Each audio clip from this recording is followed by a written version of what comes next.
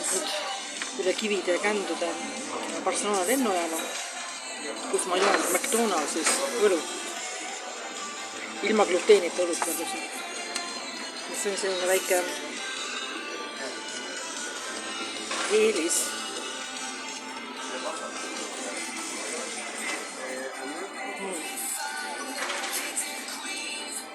Jah.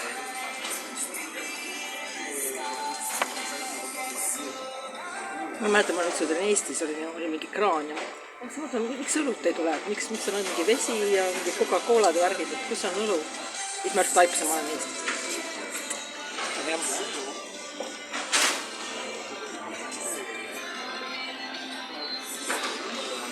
Ma olen nii väsinud. See oli täiesti enne kulmatu, et kõik rongid on nagu ära tühistatud. Et see teekond siia oli päris kurnav, ma pidin tulema viisil, millega ma olen harjunud, mõtlen välja mingid alternatiivsed meetodid, eriti eile oli eriti ränk, et ma pidin tulema bussiga Puigcerdás Bergas ja sealt jooksma, sest see teine bussi mind ootab, sest ajavahetust nii palju rahvast oli, kõik rongega minna ei saanud. Ja see teine buss tõmbas kohad nii järsku minema, et ma lendasin pikali bussi põrandale, mul on üks käsi täiesti lilla.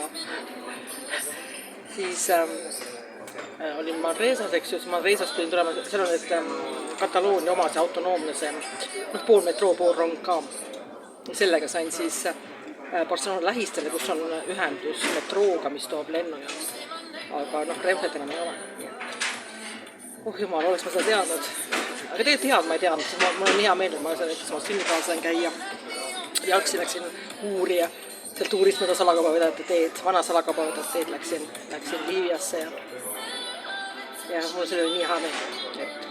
Alati ei olegi kõike vaja teada ja kui juhtub midagi jubedalt nagu terve rongiliikluse kollapseerida. Terve.